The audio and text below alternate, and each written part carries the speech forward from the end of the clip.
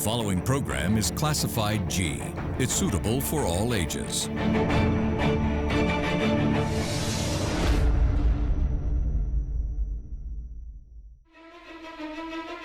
Tonight, with the fourth wave of the pandemic right at our fingertips, skepticism is still on the rise as to why the government has imposed lockdowns. The economy is facing a downturn and so is the nation, and we as people become more vulnerable by the second. What is the next step as a nation to recover economic growth and also slow down the rate of fatalities? Good evening, I'm Suzanne Shanali, Derana, and The Morning Investigates.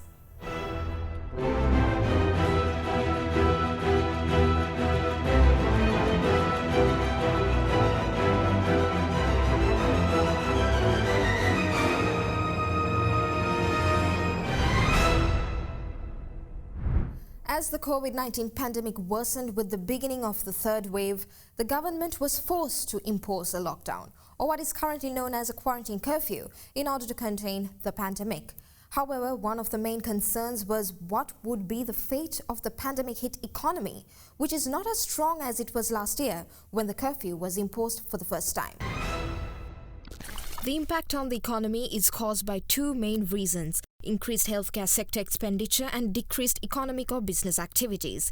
Taking into account the importance of keeping the people as well as the economy alive when the most recent quarantine curfew was imposed. In addition to the essential services, the government decided to allow a number of other sectors such as apparel and construction industries to operate. At the same time, the government decided to give Rs 2,000 allowance to the people whose livelihoods were disrupted due to the quarantine curfew. However, most of the economic activities have come to a halt, raising concerns about saving the country's business sector, especially small businesses and informal sector workers. According to the Central Bank of Sri Lanka, or the CBSL, the country's economy shrunk by 3.6% in 2020 due to the pandemic's impact. However, the World Bank Sri Lanka Development Update Economic and Poverty Impact of COVID-19 report, which was released earlier April this year, predicted that the economy would recover this year to grow by 3.4%. To look into how the pandemic has affected the country's economic activities, we spoke to several experts in the field. Speaking of the impact on the economy, economist Dhananath Fernando says that the impact of businesses cannot be categorized depending on the size and the nature of the businesses, as every business, regardless of how big or small, is interconnected with other businesses, and that the impact on one business therefore has the potential to affect other businesses. Adding that the country's informal sector is likely to be primary victim of the economy decline, he added, Look at Sri Lanka's economy and our employment structure. About 99% of our establishments are micro, small and medium enterprises. It's only 0.2% enterprises are large enterprises, and at the same time, in terms of employment, about more than 60% is in the informal sector. And also, if you leave the agricultural aside, again, it's quite a larger proportion of our workforce is also informal. So obviously, as you can see with the numbers, it's going to affect the informal sector very hardly, because in the informal sector, there's no fixed monthly income, and they are mainly the daily wage earners. So they will be it will be across the informal sector in multiple industries, on services, on production, it will be across. But informal sector would be the first one to get the hit. At the same time, in terms of numbers, again, 99% are micro, small and medium. So across, they will also get affected. And when they get affected, large corporations are also, their supply chains are also dependent on the micro, small and medium enterprises. For example, a big company, their supply chains, there's some connection or a linkage to a micro or a small medium enterprise. So that's would be the knockdown, trickling down effect, and it will be basically the first hit would be for the poor man and for micro and small medium guys across all the sectors. He explained why impact on one industry cannot be disregarded or underestimated. or the poor people and across everyone who consumes food, goods and services. So definitely there will be an impact. That's the monetary side. But at the same time, as I explained before, when you have a when it's affecting the micro and small medium guys, it will have a definitely a big impact also on large corporations, including the export companies. For an example, if you look at the apparel companies, there's a big supply chain below them who are micro and small medium enterprises, starting from the supplier who provides food and the who operates the canteen, and starting from other supply chain who provides the accessories. Fernando said nothing that all industries are interconnected and interrelated. It will have a broader impact, and that's why generally the economists recommend not to intervene with markets, because markets is a bigger broader system. When you try to intervene, it will give completely unintended consequences which will have a broader and a bigger impact entirely on the entire economy. Economist and business cycle analyst Dr. Kenneth De Silva also talked about this. If you look at it, we break down the numbers, that's about 43 billion per day. Out of that 43 billion, 60% of this comes from the service sector, because Sri Lanka is a heavily dependent on the service sector for its economic recovery. Now, if the service sector is impacted by 50%, you lose about $13 billion per 13 billion rupees per day. That's a significant amount of value lost or taken out from the economy. This particular value comes from mainly the small and medium sized businesses. De Silva said, adding that the tourist industry, which was impacted since 2019, continues to face difficulties as the pandemic's impact continues to exacerbate. He added that the progress of a large number of small industries such as the wholesale and retail sector, banking and insurance sector, beauty parlors and small hotels have been significantly impeded as a result of the lockdowns and shutdowns. As at now, if you continue this lockdown, our personal balance sheets are going to be impeded and we will find our balance sheets contracting. These individual balance sheets aggregate to the GDP, and that's how you get your overall aggregate GDP. Therefore, in the interest of the country, in the interest of your own personal growth and progress, it is important that we address this as a collective and ensure that we take the right measures and not fall prey to this lockdown, shutdown. He said, urging the people to establish a better environment for ourselves and come out of the pandemic situation together. Meanwhile, leading businessman Dhammika Pereira emphasized the importance of balancing the economy and the pandemic situation, a concern raised by the government too when they announced the most recent quarantine curfew, which involved imposing more relaxed restrictions. මුළු ලෝකෙටම මේ ඇවිල්ලා තියෙන ප්‍රශ්නෙත් එක්ක හැම රජයකටම ලැබෙන ආදායම අඩු වෙලා තියෙනවා.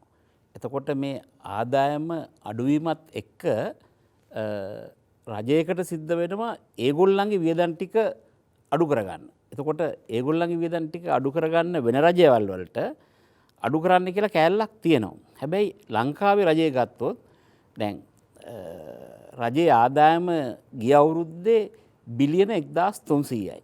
හැබැයි රජයේ සේවකයින්ට පෙන්ෂන් මේ රජයේ සේවකයෝ කියන කෑල්ලටම බිලියන 1100ක් ඕනේ. එතකොට තව බිලියන 200යි ඉතුරු වෙලා තියෙන්නේ. Pereira emphasized that the government has to protect its revenue sources while also preventing the people from dying of COVID-19, and that balancing these two aspects is key. He also noted that the export revenue should be protected as it strongly affects Sri Lanka's ability to import essential goods. He spoke of the importance of keeping all essential sectors active during the pandemic and lockdowns, even though the health sector is the most important one at present. Health sector එකේ ඇත්තටම කිව්වහම ඒගොල්ලෝ මේ දිවි දෙන්නේ මහජනතාව වෙනුවෙන්නේ. ඒතර එහෙම දීපු අයත් කොච්චර ඉන්නවද අද? හැබැයි ඒත් වැඩට එනවනේ. ඇයි වැඩට එන්නේ මේ පේෂන්ට්ලා බලා ගන්න. එතකොට ඒගොල්ලෝ ඒ ක්‍රියාව කරනවා වගේම තවත් සෙක්ටර්ස් තියෙනවා මේක කොහොම හරි කරලා වැඩ කරන එක. The experts who spoke to us extensively described the nature of the pandemic's impacts on the economy and how other countries have faced it. They pointed out that learning to live with the pandemic is crucial to protect the economy and the people's lives. The global pandemic has now gripped the world for the past 1.5 years, and many governments have realized that lockdowns are not the solution for this particular crisis, as it's here to stay for a longer period of time than any other. So the governments now are looking at various solutions, and one of the solutions that they have adopted is a global vaccination program which has been rolled out. That is imperative for the global recovery and for normalcy to come back into the economic system. Now in Sri Lanka too, it's no different. Sri Lanka's economy has suffered over many years, over the last 5 years in fact, and is now around a 16 trillion economy. So we have to come about in terms of how do we address this as a country. You can't have lockdowns as a permanent solution. The permanent solution exists with each one of us, because at a micro level, we have to be responsible for our own balance sheets. Now, how do we do that? To do that, I think the first and foremost important thing is to ensure that each of us go and get vaccinated. We do this for ourselves and for our families. The second thing is to adopt more personal hygiene standards to ensure that we follow the set guidelines and also take care at our own households and ensure that our households are safe. Meanwhile, Fernando also shed some light on the pandemic situation with a focus on vaccination and urged the people to get vaccinated. The balancing of both economy and the pandemic simultaneously can be a very challenging task for a country like Sri Lanka. What will the future of our country look like? What will be our next step? Find out next, right after this break.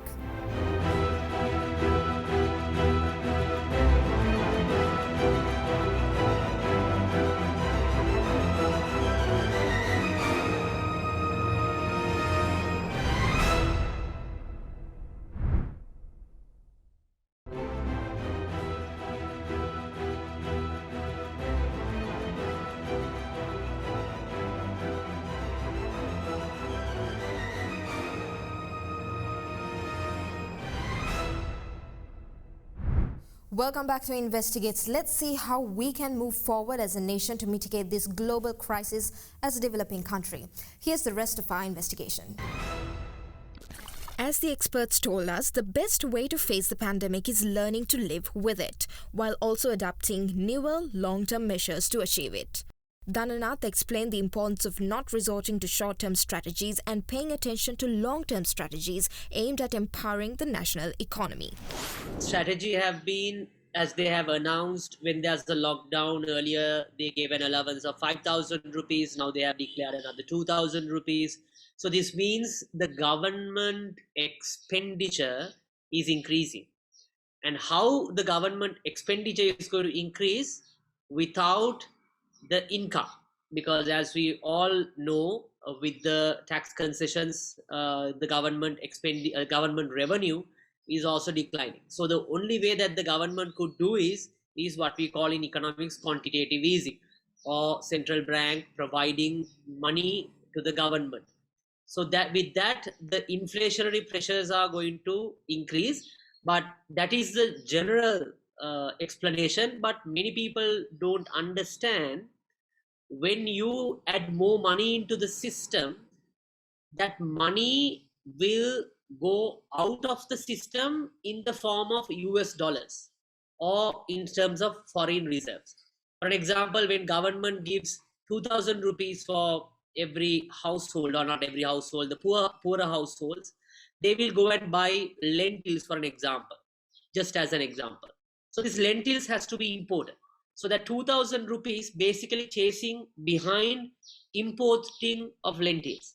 Or they maybe buy 1 kilogram of, just as an example, out of that 2,000 rupees, 1 kilogram of big onions.